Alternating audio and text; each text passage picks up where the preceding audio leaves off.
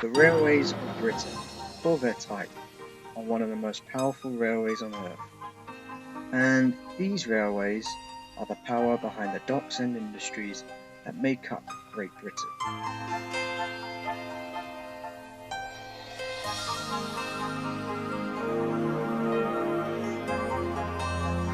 These are the tales of the Big Four.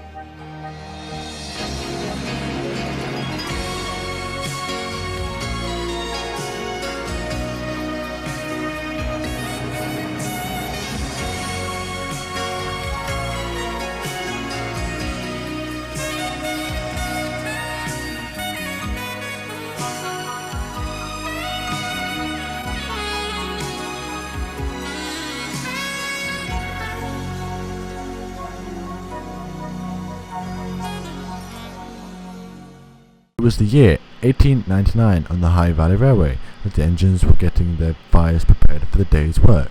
Mr. Todd, the manager, wandered across the track to the engines to sign their day's work. He had some good news that he was going to mention to them about two new engines that were coming to the railway as a trial. It's due to the recent increase in the workload. They are both from the Highland Railway, so please make them feel welcome when they arrive tomorrow evening. As the engines were finishing up their work for the day, they heard a pair of whistles they never heard before. Jay was facing down the line, holding them in the distance. Here they come! And oh my, they aren't what I was expecting!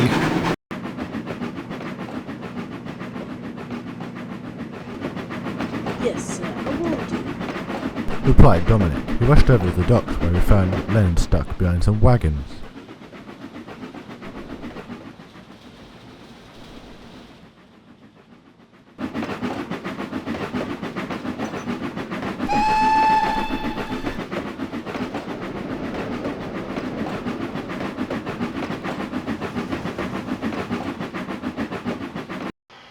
Thank goodness you're here, Dominic. Stupid Atlas, why would be funny to leave these wagons here? Could shun them out of the way, but the points aren't set to my line.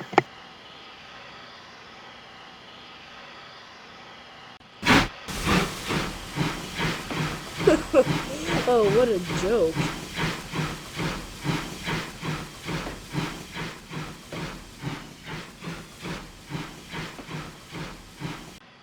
Appreciate it, Dom. Now I can get the new engines training to the sidings for now.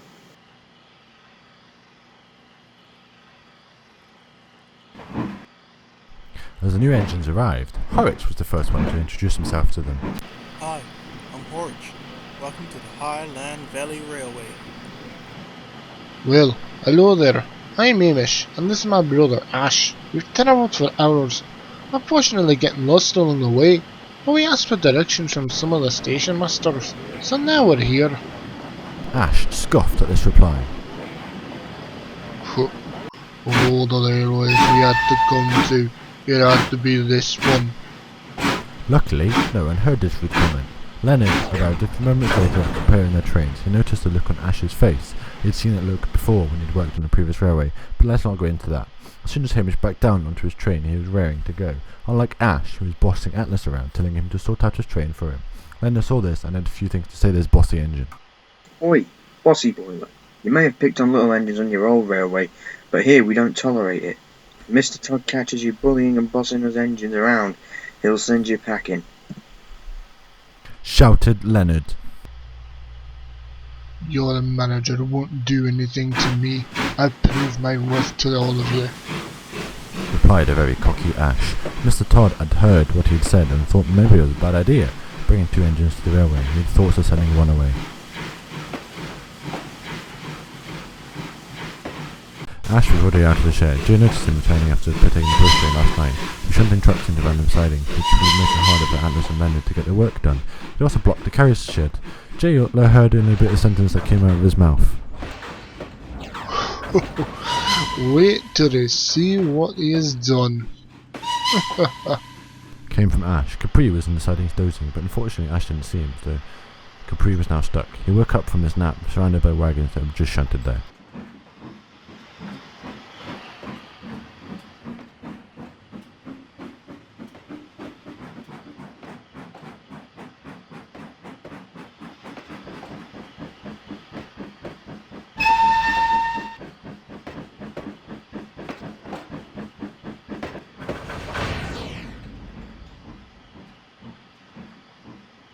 Can anyone help me? This clumsy fool of an engine has trapped me on purpose, it seems like, said a trapped Capri. Was it my fault, Capri? It was Hamish. That idiotic fool of an engine thought it would be funny to try and make a joke out of causing delays for our services. Said Ash in a slight tone of voice. Capri was shocked to hear that. He thought Hamish was a nice engine, but he guessed wrongly. Then when the mess was cleared up, he told Mr. Todd, who spoke severely to Hamish, and returned later that day that their engines were just being cleaned. Now listen here, Hamish. I don't expect this to happen again. I understand that you're new to the line and thought of this as a joke, but you have caused delays for most of our freight services from the docks. If any more issues come up as severe as this one, I will have no choice but to send you away and make Ash a member of my fleet. Said Mr. Todd. He turned and walked away. The engineer looked at Hamish with disgust. They couldn't believe neither could Hamish. He'd only just got back from taking the first passenger train. Capri had a few things to say to Hamish. Right, if I catch you causing trouble, I'll make sure Mr. Todd sends you away for good. We like Ash, he doesn't play tricks on us like you, remarked Capri. Hamish, who had now had a sad look on his face, raced off to work at the docks for the rest of the day to help out after being accused of causing delays.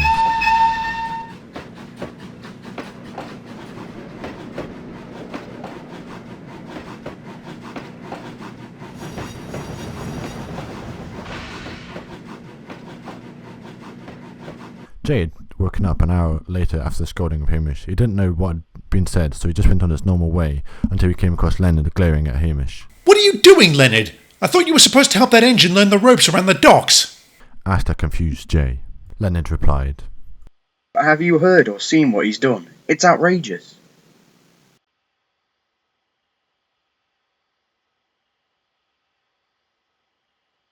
Leonard, that's not like you at all. You're usually more helpful than this. I will need to tell the manager about this. Meanwhile, Horwich was shunting coaches for the return service back to Denry for Ash.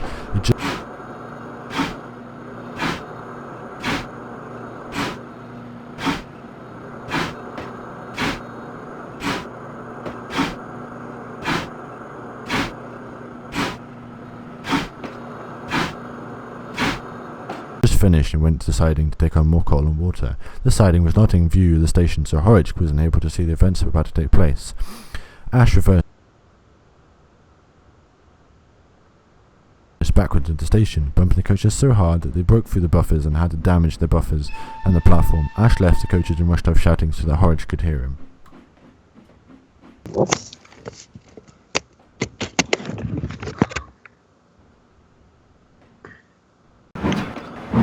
Oh, Hamish, wait till the manager hears about you smashing all those poor coaches. You could have injured many people with that stunt of yours. In the siding, there was a shed, in which there lived a shunter named Jeffries, who was carrying a wise engine which the other engines looked up to, despite his size. He had seen the whole accident and was shocked to see what Ash had done, so that day Jeffries decided to travel down to Denver to let the manager know and ask the engine to tell the story to find out what had all happened that morning. First, he asked Hamish. Questioned Jeffries. Hamish was shocked at his reply. At his thought, he decided to go find Mr. Todd and tell him what had happened. Hamish, my dear engine, please tell me what has happened. From what I've seen earlier at the top station at the end of the line, Ash blamed you for shunting coaches into the platform. Questioned Jeffries. Hamish was shocked at his reply. At his thought, he decided to go find Mr. Todd and tell him what had happened. Sir, I've got something to tell ye, exclaimed Hamish. What is it, Hamish? Answered a puzzled Mr. Todd. Well, sir, according to Jeffries and some of the other engines, they say it was Ash who caused all the delays earlier. Plus, he was the one who damaged the coaches at the top station. Replied Hamish. Oh, was it now? I'll be sure to speak to him later. He won't know what's hit him. I'll be sure to give him a piece of my mind. Replied a furious Mr. Todd. Ash was up to no good. He was bossing Atlas around, and when Atlas didn't do something right, he bumped into the back of the train. He was annoyed Atlas and the truck. After doing it again, Atlas decided he had enough of it. Could you please stop with the bumping? I'm trying my hardest. If you don't like it, do it yourself. Said Atlas crossly. Ash jumped and raced round the front of the train and shunted it to the dock so that the train could be prepared for Hamish's good run to Wingmere Junction, for a bit taken over by another engine. This stupid engine. Who does he think he is? First, he messed up the yard, then damages the coaches, And then finally, bosses around the engines and bumps us. We need to pay him out.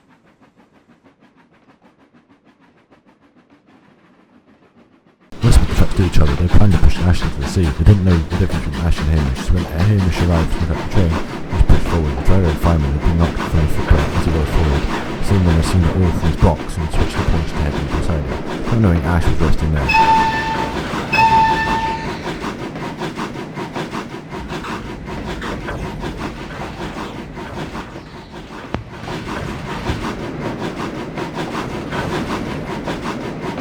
Help!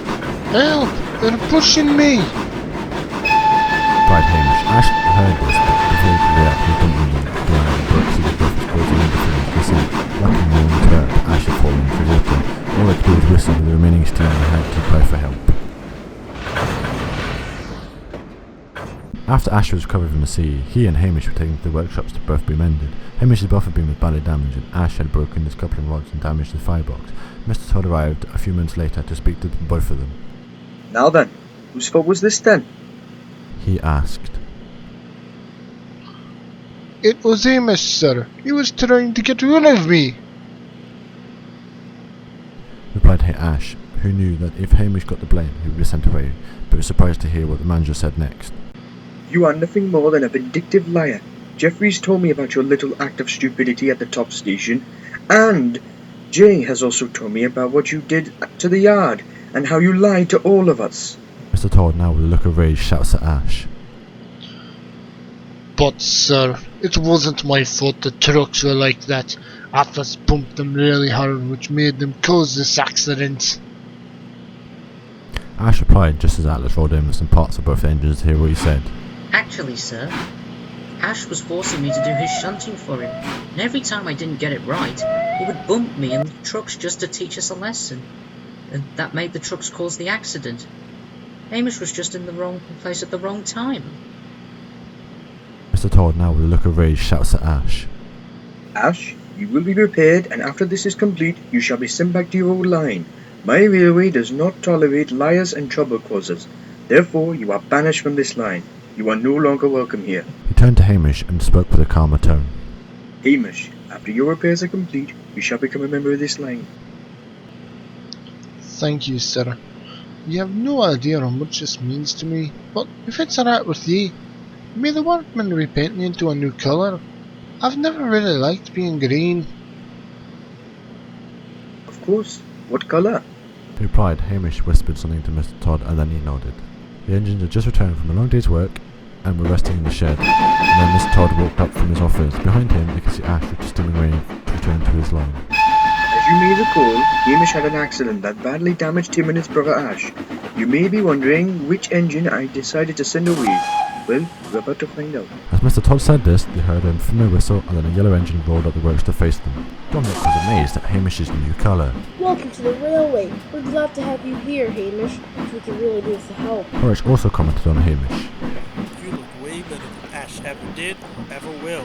Dupree, who had just returned from taking a stopping train from the junction, rushed over to the shed to see Hamish already out of the works. Wait a minute, who was that I passed on the line? Was that Ash or Hamish? I can't really tell. They both look alike and now one of them is that mustard kind of yellow.